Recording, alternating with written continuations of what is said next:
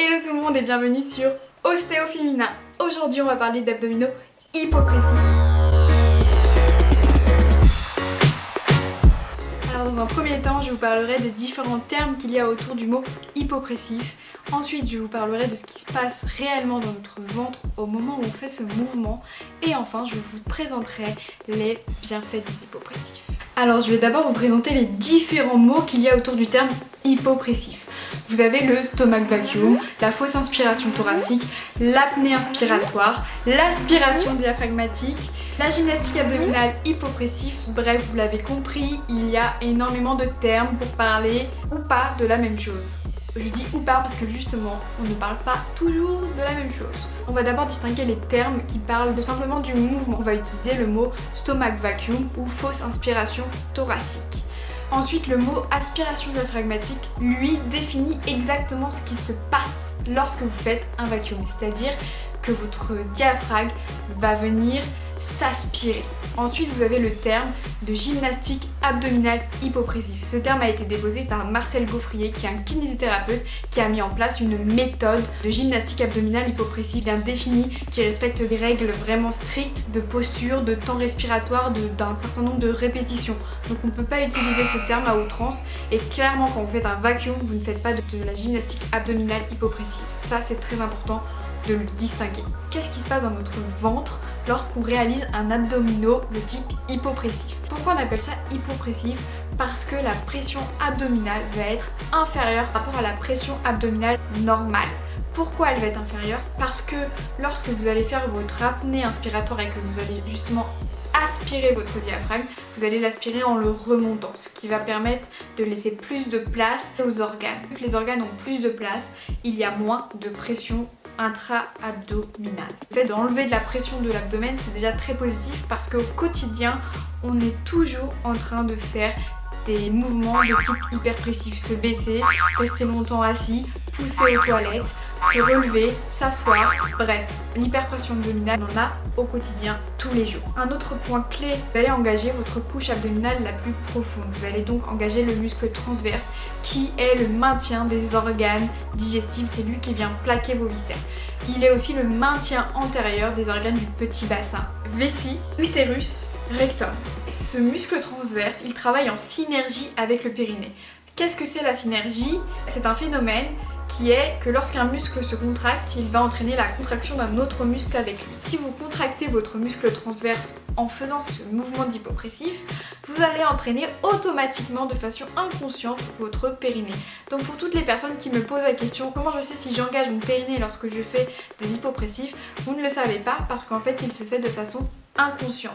A contrario de travailler en synergie avec le périnée, le muscle transverse travaille en antagonisme avec le grand droit de l'abdomen, donc la couche la plus superficielle de vos abdominaux. Grand droit qui est l'équivalent des tablettes de chocolat. Cet antagonisme il est très intéressant parce que c'est aussi cet antagonisme qui pose problème dans les crunchs. Quand vous faites un crunch, vous contractez vos grands droits principalement et du coup le transverse, parce qu'il est antagoniste des grands droits, va se relâcher.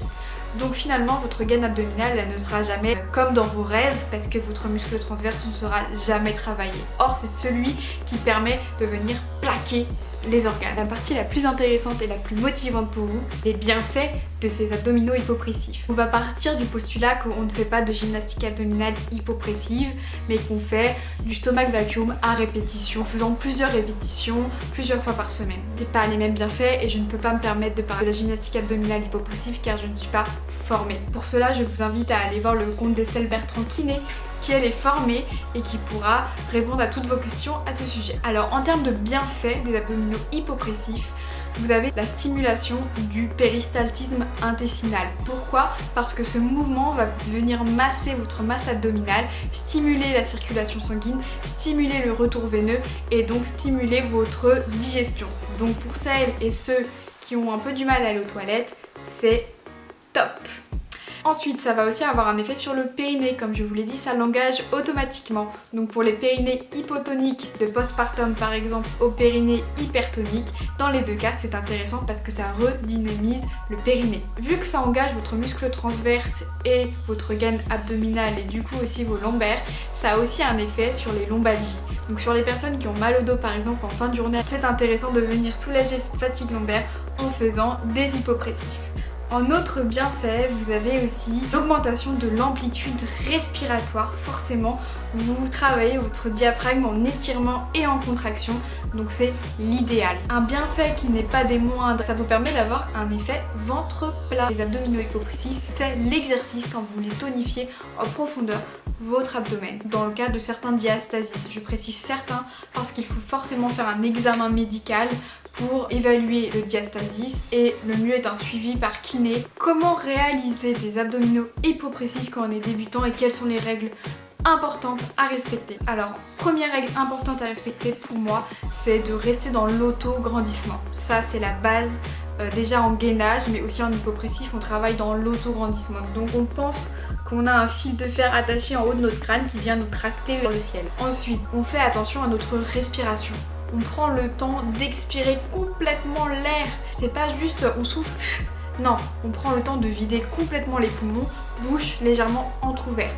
Troisième point, on ne se regarde pas faire de l'hypopressif. L'hypopressif, c'est du ressenti, ce n'est pas du comment ça paraît être. Il faut faire cet exercice à la sensation. Quatrième point qui me semble aussi important pour commencer, si vous avez du mal à faire une fausse inspiration, vous pouvez vous boucher le nez.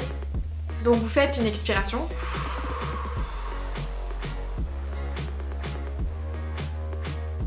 Et là, vous essayez de prendre une inspiration, mais vu que vous avez le nez bouché, vous allez sentir votre diaphragme qui vient s'aspirer. Donc, quand on est débutant, on pense à 4 choses.